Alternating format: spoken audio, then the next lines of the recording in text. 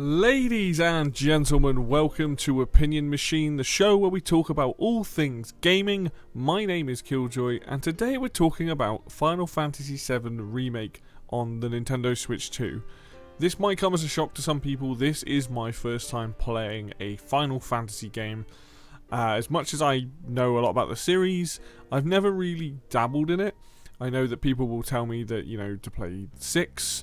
and 7, and 8, and 9, and 10, and 12. Like, there's all these games in the series that people have said, play this game, play that. But for a little bit of background on me, like, RPGs were never something I was very good at growing up. It's only really in the last, 10 years where I've kind of got involved in playing more RPGs, getting a handle on them, playing, the longer games and all that, like Xenoblade Chronicles 1, 2, 3, X, that sort of stuff. I got really into some heavy hitters. But when I found out that Final Fantasy VII Remake was coming to Nintendo Switch, I thought, you know what, I actually want to play this game. I have, full disclosure, I have actually seen the entire game from start to finish. I've watched people play it on YouTube and streamers play it and stuff, so I got a good idea of the game before I played it, but this was the first time getting my hands on the game itself and playing it. I'm about 11 to 12 hours in, so this is not I've not finished the game. But I'm about that amount of time in. This is more about my early experience playing the game and my thoughts and things like that. Just because I know the game's probably going to take me about 50 hours, and I kind of just wanted to talk about it and playing it from a perspective of someone who's never played a Final Fantasy before, and also somebody who is playing on the Nintendo Switch. For me personally, it feels like a very fresh, different experience getting to be engrossed in this world. So let's just get into it. I think that the graphics of this game, and I guess the art style, are kind of interesting to talk about, because on the one hand, this game looks incredibly good for a Switch 2 game. The fact that the game is running pretty much a consistent 30 frames throughout most of the gameplay that I've experienced. I don't know if I've even seen frame drops, even in the cutscenes. I've heard that there are frame drops primarily in the cutscenes and when it gets very busy on screen. But the game runs smooth enough for a game that is running at 30 frames. Of course, I'd love it to be 60 frames, but I know there's a lot of juice behind this game.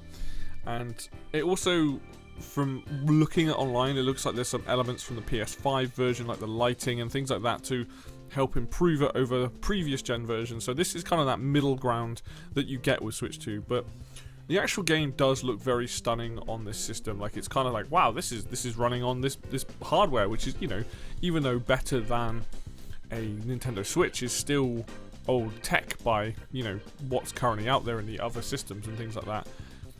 It's just really cool seeing you in this city of Midgar. Admittedly, you are in, you have the top half of the game where you're on, the city at the top, and then you've obviously got the slums. So the game is specifically trying to go for a very degraded look anyway, so there are areas of this game that don't look that interesting. But when you have the daytime parts, when you have the nighttime parts in the slums, in the cities, when you're in those areas that are full of people, the game looks great. Really shows how good it looks on a Nintendo system. It doesn't look so great when you're inside, or when you're actually exploring Midgar's other areas. So the look of the collapsed tunnel places and some of the other and the train area where you're running through the train tracks early on, some of that stuff doesn't look as good. But when you are in the slums, when you're in the town, when you are in areas that have a bit more life to them, the game really pops and really shines. And I think that it shows that the game looks really good. If you zoom in on stuff, you'll see that there's a lot of anti-aliasing going on, or a lot of aliasing going on specifically, along with a lot of hair and stuff looks kind of a bit funky. But the game does a fairly good job of using DLSS to upscale everything to make it look like that. And to be honest, you're moving fairly quickly, so you don't really notice the minor details so much unless you're really looking for them. I wouldn't say this is the best looking game. I think it's an impressive looking game. I think the problem with the Final Fantasy VII Remake stuff is especially in this particular, the first game. The second game does a better job with it, but in this one everything's very muddy looking. So it's even though the graphics look very impressive, the art style itself, it's very muddy looking. It's very lots of browns and building color and stuff like that. So it's kind of one of those ones where it's like, it's the prettiest game ever, but I think it does a really good job of popping on Switch, and this is a completely perfectly playable version of the game, and you're not going to be looking at it. I know it looks pretty damn good on the Switch's screen as well. If you pop it out of the dock and have a look at there, it looks even better on that smaller screen and tightly compact. I think it's they've done a very good job with the overall look of it, and I very much enjoy going through the lived areas where people are and the places near the towns and the slums, because that's where you get to see the best of the game so far. I know obviously again there's other places that I will visit throughout the game while I'm playing it, but right now like the towns and stuff like that, they just look so good, and at night with all the lighting and things, it really makes the game pop, and it makes the game feel like kind of almost that impossible port being on a Switch 2. When it comes to the game itself, in terms of gameplay, what I've noticed so far is it's split into essentially two things. You have your exploration, your quest gathering, and shopping and all that sort of mini games in one half of the game, and the other half of the game is spent in combat. Now let's talk about the exploration side of it first. This is just you running around with whichever party members you have at the time, doing side quests, exploring the places, talking to NPCs, buying items, things like that. And that's like the downtime between the crazy combat encounters that you get into and of all the cutscenes and things that's in the game. It's where a lot of the story is told in those elements, right? And I really like that. There's a nice balance to be said about this game, that I find that if you beeline like the main story, you're gonna have like combat encounter, slightly slower bit, more combat like that.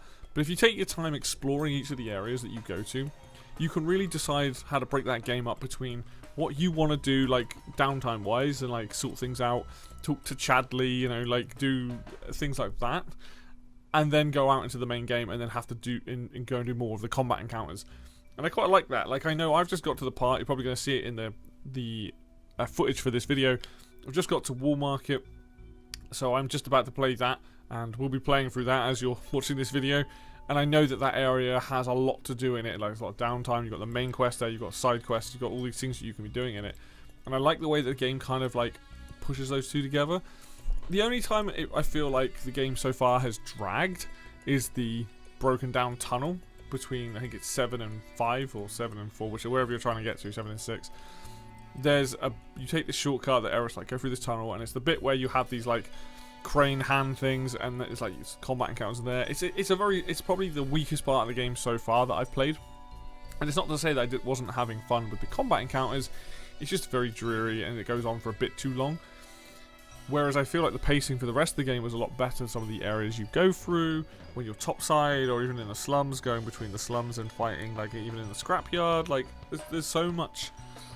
I don't know, it just feels like the game does a very good job of combining both of those elements. So like most of that is like the exploration side of it. When you come to the gameplay mechanics in terms of combat, I really like the combat in this game, and I feel like the reason for that is I like action games.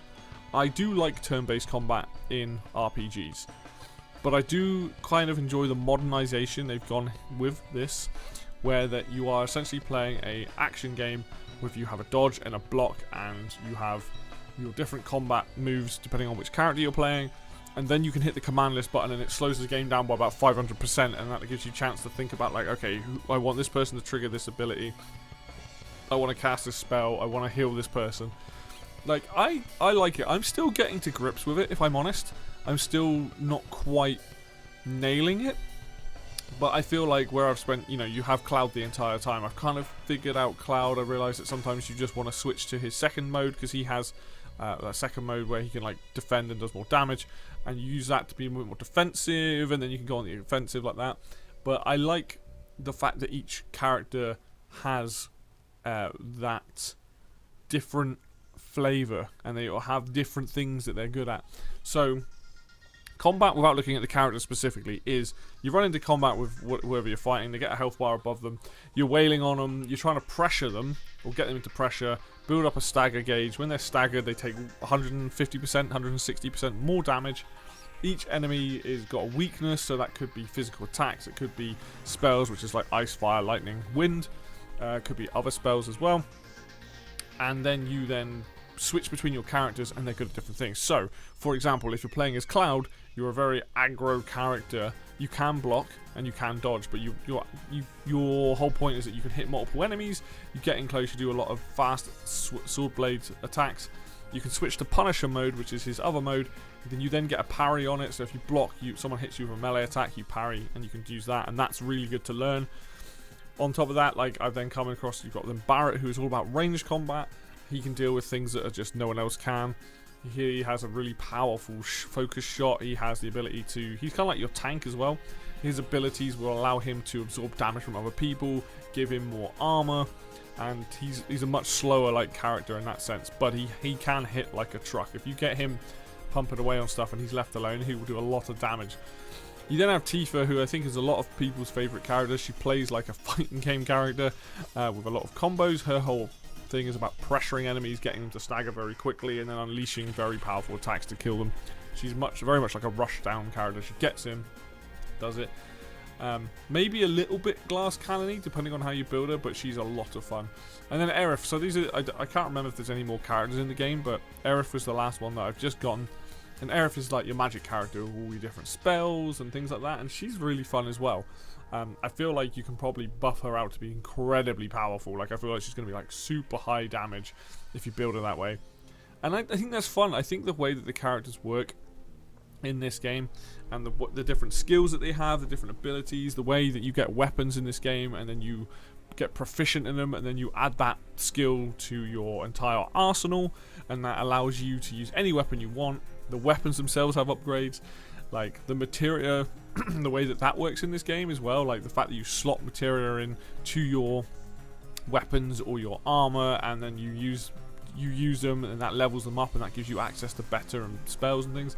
Like, I can see why people like the mechanics of this game, both, you know, from a combat standpoint, because I'm just like, okay, this feels good to play. I feel like I am switching between characters fairly regularly because, you know, you have to rely on the AI for the characters to be doing what they're doing. You have to set them up in a way so they're actually good, and they will block, they will dodge, they will do attacks and things like that, which is great.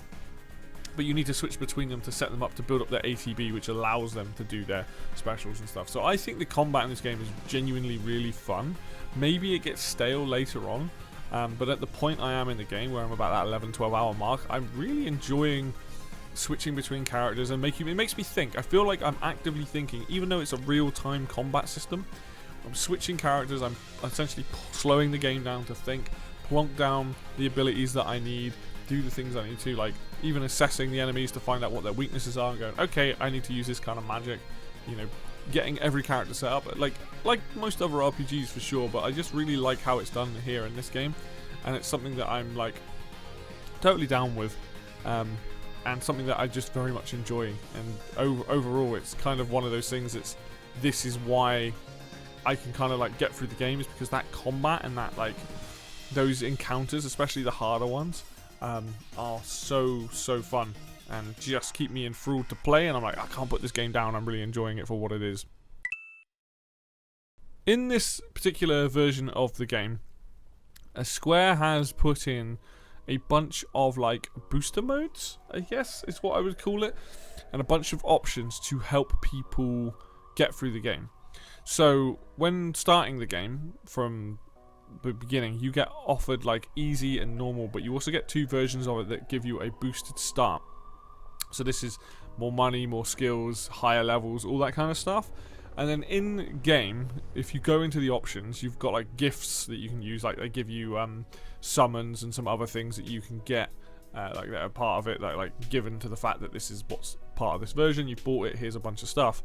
But they've also given you essentially cheat codes to use. And the reason why I want to bring this up is because the game does not penalize you for using these. Most games do, and most games do on other systems. If you've got achievements, they'll usually say, oh, you know, disables that. There are no achievements on the Switch 2 version, but what I really like is the fact that I can go into those options and have infinite mana, infinite, like, health never goes down, easy proficiencies, all this different stuff. And the fact that you are not penalized as the player is so, I love stuff like that, because everybody plays at a different level. There are things that maybe people are struggling with using certain weapons that they like. For example, Cloud gets a baseball bat that has different moves. To get the proficiency on it, you need to use that ability. If you're struggling with that, you can just turn it on. I think you use it once, you get it, kind of thing. Now, I got to a very difficult combat situation during my playthrough, and I thought, well, let's try it. Let's see what some of this stuff's like. Let's try it, because it's not that I don't want to, like, I enjoy the challenge. Don't get me wrong. I was just struggling. I couldn't figure out how to do this combat encounter without dying. I was like, maybe I'm missing something. Maybe I wasn't using the right weakness, but there was something that I wasn't doing or was struggling with specifically because of the way that this fight was going. So I slapped on some of these options, and the fact that I could do it, the game doesn't judge you. The game's not saying, like, you know, this is gonna like tag your playthrough as like with some notification that you've used these. It doesn't care. It literally is a case of you can use them for a fight and turn them off again after the fight. And I think that's really cool. Like, I really like that, because not everybody's the same skill level. Not everybody's going to get a handle on some of this stuff as fast as other people. Like, sure, you can stick the game on easy. That's going to reduce the game's difficulty anyway. But, like with me, like, I got to a point I was like, oh, this is just a bit frustrating. Like, I just don't know how to do this. So I gave it a few attempts, and I was like, okay, well, let's just try. I haven't used those options again since. I'm like, okay, now I know they're there. Like, that's really cool. I'm glad to see that they work and there's no issues with them. But ultimately, like, I am a fan of when games do allow the players to kind of just play. It's a single player game. Let people play as they want. And in this day and age, most of the time you don't get cheats for games anyway, and a lot of people used to do that. Like, growing up, I had tons of cheat codes and stuff, like, to unlock things and stuff like that anyway when I played games, when I was bad at them. Now it's just more a case of, I'm glad this is here, because this means that some people that are going to struggle with, I don't know, like, maybe they use up all their magic, or they find that they don't have enough of it. Like, wow, slap that on. You've got infinite magic now. You don't have to worry about not being able to cast spells. Like, I'm all for that sort of stuff, for different reasons, whether it's people learning the game, or whether it's a skill thing, potentially, like, you know, but, like, everyone's at different levels of what they're good at or not. Maybe it's something that's like an accessibility option. Someone struggles with it because of something that they have. Like, I'm totally down with this, and I think this is really, really cool that you're not being charged for it. There's no issues.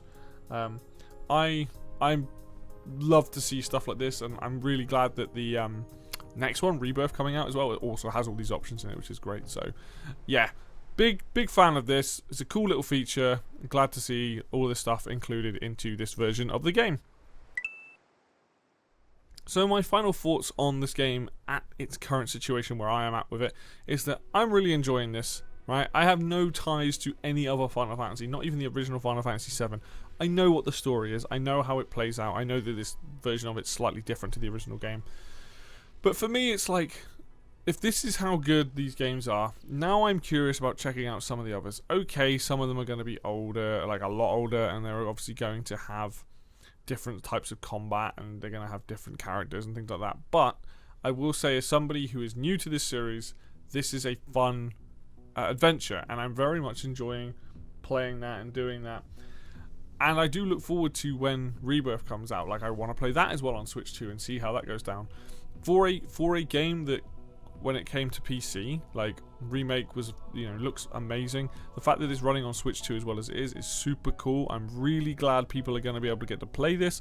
I hope people that are playing it are having as much fun as I am. I'm genuinely, like, just enjoying it. I won't say, like, right now it's like one of the best RPGs I've ever played, but I will say it's just a very, very fun game, and that's all you can ask for from a video game, really, is you want it to be fun to play, you want to enjoy it, and I'm doing exactly that, and I'm very happy that I've had such a good time with it so far. It's probably going to take me about 50 hours, I think. 50 hours, it sounds about right for this game, depending on if I'm remembering certain story beats and where the game goes from this point forward. But overall, very much enjoying it. Very much looking forward to seeing how the rest of the game plays out, and like building out my characters and doing the boss fights and the challenging combos and stuff, because I know what's coming up. There's a lot of crazy stuff coming up very, very soon during my playthrough, so I am very much looking forward to it. But yeah, that is going to do it for me today then, guys. Thank you so much for watching as always. If you like the video, hit the like button. That always helps out a lot. If you want to see more content like this on RPGs or even Final Fantasy related things, hit the subscribe button, stick around. Also, if you've, you know, playing this version of the game, or you want to, you know, play the other this game on other systems, drop a comment down there. Tell me what you liked, didn't like about it. Like, obviously, again, I'm new to it, so I know there's parts of this game that people don't like, but I'm having a blast. So, but until then, I will see you next video.